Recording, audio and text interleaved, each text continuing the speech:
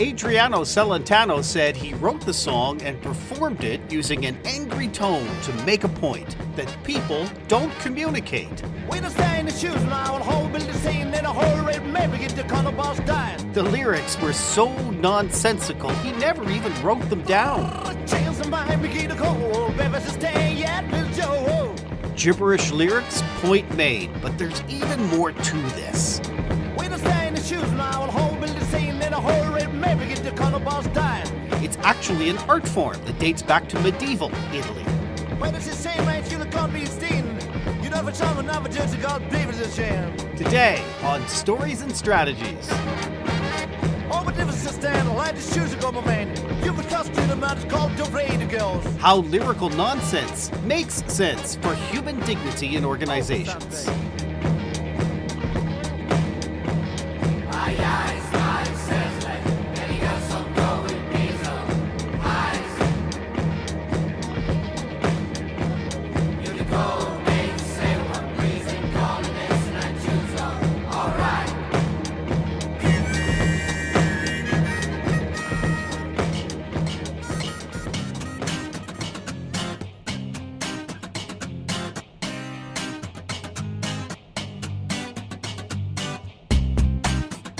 My name is Doug Downs. My guest today is Professor Simone de Colle, joining us today from Verona, Italy. Hi, Doug. Good to meet you. Good to meet you. And Professor, you are in Verona, home to Romeo and Juliet, of course. How are things in Verona today? Pretty good. In fact, I just drove from Paris last week. It was a beautiful 10 hours drive through the south of France, the Alps. I really like this place, to be honest. And yes, it's Romeo and Juliet home. It's also my hometown, so I guess I'm biased, but it's a nice corner of the world. Professor de Colle, you have a Ph.D. in Management and Business Ethics from the University of Virginia, Darden Graduate School of Business Administration. You have over 20 years' experience in research, teaching, and consultancy on business ethics, corporate social responsibility, sustainability management and reporting, and stakeholder theory. You've taught courses in these fields to corporate executives and MBA students in Italy, France, Switzerland, Ireland, Germany, Austria, Vietnam, and the United States. And currently, you are an associate professor of business ethics and strategy at the prestigious IESEG School of Management in Paris, France. This art form of speaking gibberish, known as Grammelot in English, in French, of course, it's Grammelot, but it's a fake word, so it kind of doesn't matter how you pronounce it. It's been used in dramatic art forms such as Commedia dell'Arte for centuries.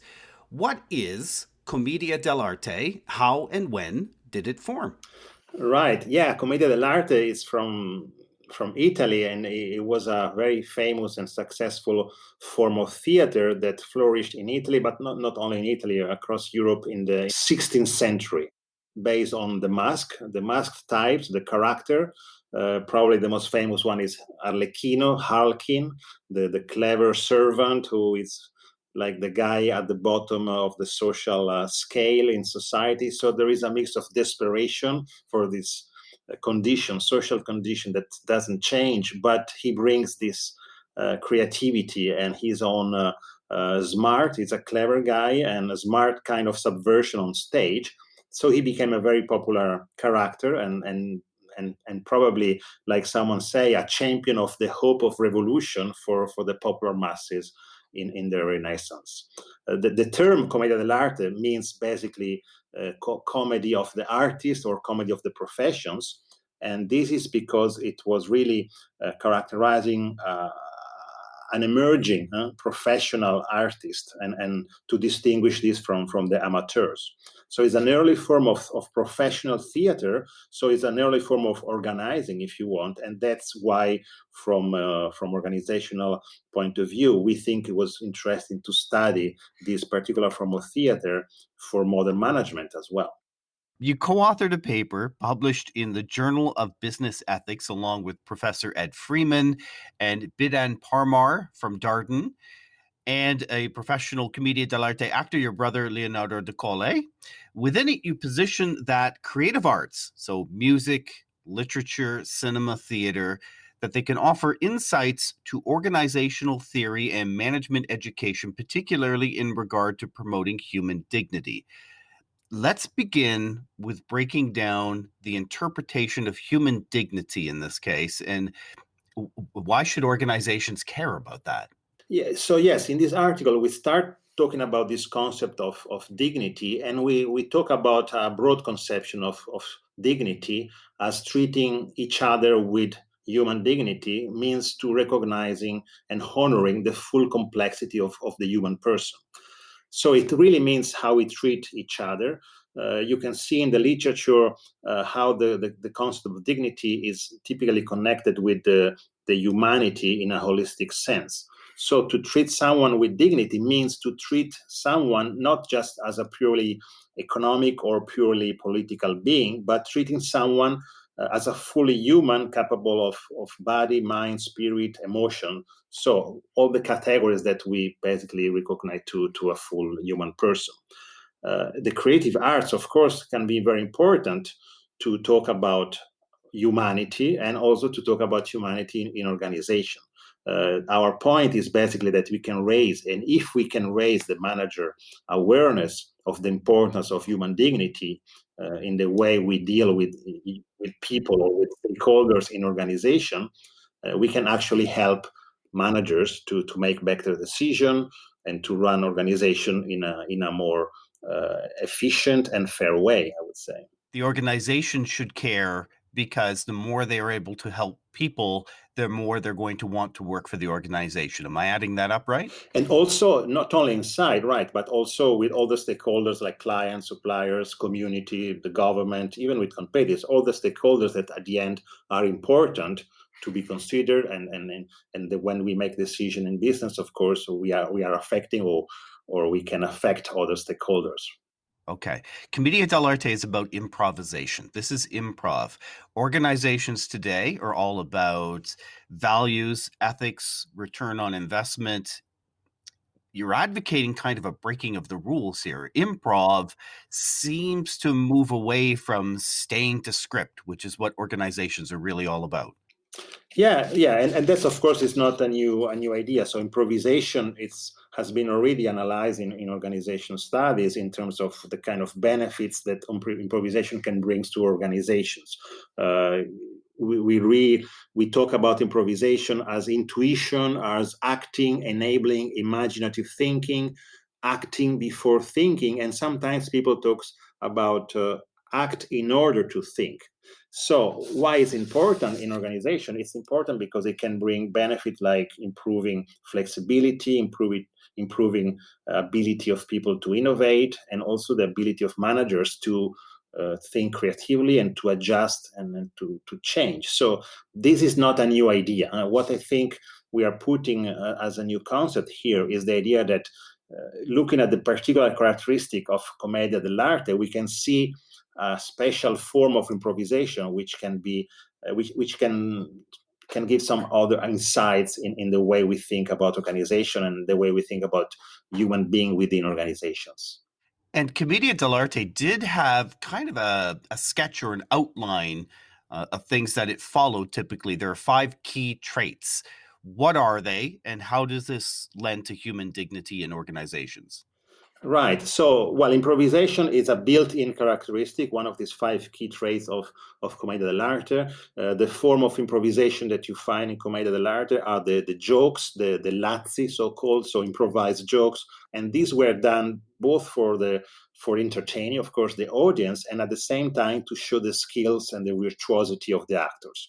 The other 4 key traits of Commedia dell'Arte are, of course, the use of the mask. So there are 5 different key characters in the classic Commedia dell'Arte with Arlecchino, and there are interesting aspect of playing within the mask. The other 3 elements are no written script, so the players don't read or act as script, but they enact as a plot, a scenario, what we call a canovaccio in Commedia dell'Arte. So it's a description of a scene or description of a plot. Fourth, there is no formal director. The Commedia dell'Arte is a company led by a capo comico, so by a leading actor, so a leading among the peers. And finally, there is this idea of the company, which was the first time where artistic and commercial purpose go hand in hand. So the artist as a professional player, and also creating the show and selling the show through the places and the squares of Italy and Europe. So I want to say something about the mask, which is one of the key, of course, trait of the Commedia dell'Arte, because what I think is interesting and maybe counterintuitive is that even if the actor is playing behind the mask, and the mask is a fixed character with some well-defined physical and other characteristic on stage, at the same time, the actors has to bring her or his own personality, creativity, and emotion to fill the shell, to make the mask alive. And so it's like a paradox. It's a fixed character, but every actor makes the character their own, a personal interpretation. And that's, I think, is an interesting metaphor if we think about modern organization and the roles of the manager. And when we think about a manager who wants to fill the role, it means you have to have the same freedom to express your own creativity and personality like an actor in the Commedia dell'Arte. That's the only way to make your role successful, your character successful, filling the shell of the managerial role with their full humanity, and that's why we think dignity is important there. Fascinating. Commedia dell'Arte, Grammelot, specifically as an art form. Even Charlie Chaplin, the silent movie star, performed a kind of Grammelot in the 1936 film Modern Times. It marks the first of Chaplin's movies in which his voice is heard. In this scene, Chaplin has written the lyrics of the song he intends to sing on the cuff of his shirt, and he loses the lyrics just as his song is about to start. So slapstick stuff. So he has to make up the words, and he does that a little bit in Italian, a little bit in French, and none of the words make any sense.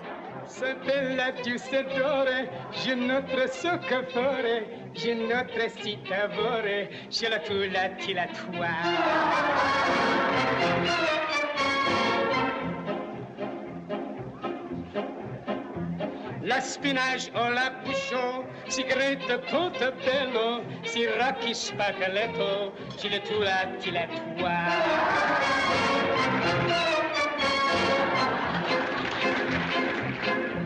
Modern Times, distributed originally by United Artists and then re-released in 1972 by Classic Entertainment. In the show notes, we've also provided a link to a YouTube example from Dario Fo. I hope I've pronounced that right. That's correct. Which you really have to see to appreciate. What was Dario Fo doing? This is Grammelot to a T, and this is him in the 1970s performing it. What was that like? Well, it's very similar to what we hear by Charlie Chaplin example. So it's pretending to convey the character really of an expert, in a technocrat in that kind of example. And he says, to an Italian audience, to speak in a technocrat language, you put inside of it this German but also English sound, and there are just sounds, of course, there are no words there, but it makes a perfect impression to an Italian audience. So you can really adapt the Grammelot actually with the audience in mind. It's more effective when you do it in the way that would resonate with the audience on language. So that's a very interesting aspect, because I think I want to say something about this later. It's improvisation, but what are the skills that you need to do a good improvisation? Well, what does it say to how we, as an audience, receive and remember a message? Or the words? I mean, we as comms pros, we live in a world of key messages, and we will sit together and we will wrestle to come up with the perfect key message, and we'll spend hours coming up with the perfectly scripted key message. We live in a world of data analysis. My goodness, PowerPoint slides, meeting agendas, minutes, annual reports, business plans, facts. These are the tried and true, by the book, whatever that book happens to be, approach. I don't see a lot of room for these in the idea of following Grammelot or Commedia dell'Arte. I see much more improv and audiences that actually do kind of get the message, despite the fact it's gibberish and it's improvised. Yeah, of course, when we think about organization and what could help organization or managers to do better their job, I think we are saying it's not an either or question. It's not either we need more rules or we need improvisation. Sometimes we have this conversation about compliance or values-based action, ethics or compliance. I think we need both, and what we need is actually to help managers and to help people in organization to embrace a managerial mindset that we talk about this in stakeholder theory as a way which is both listening to the audience or to the external stakeholders and trying to skip or to dissolve these false dichotomies between business and ethics, for example, or profit or purpose, shareholder or stakeholders. Full humanity, full human beings. We do care about money, but we also care about fairness, and we care about the way we treat each other. So in organization, I think we need both this aspect. There's another link in the show notes. It's to a slide deck from a presentation that you've given in which you have something you call the grammar of improvisation. Walk me through that and its applications for business. Yeah, the idea of a grammar for improvisation, again, if we look at where improvisation is really established, and for example, in music, we do understand that to do a good improvisation, we do need some prior knowledge and some skills. So if we look at a piano improvisation, of course, what we do need to know how to play the piano, of course, but also we do need this kind of knowledge about musical convention to walk through even different musical styles and to get understood by our audience. The same in theater. It's about language, of course. So the main skills is how to use the language. And Grammelot, to go back to Grammelot, is a difficult skill. We need to do it knowing who is listening to us. And so we need to have this kind of knowledge about language conventions in the local audience we are practicing it. If we think about organization, what are the skills that we need here? So maybe what we are saying in this paper is that a new skill or a better skill that we would like to see much more cultivated and practiced in organization is this humanistic approach to management and this recognition of human beings as a full person with complex motivation and dignity. And so that's the kind of moral convention that we need to establish inside organization to enable managers to have more meaningful conversations within business and with their stakeholder of different organizations about the organization purpose, which includes both business and human values. I love this. Would you mind if we thanked each other? I want to thank you for your time, but I want to do so in Grammelot, so I'm going to give that a shot if that's okay.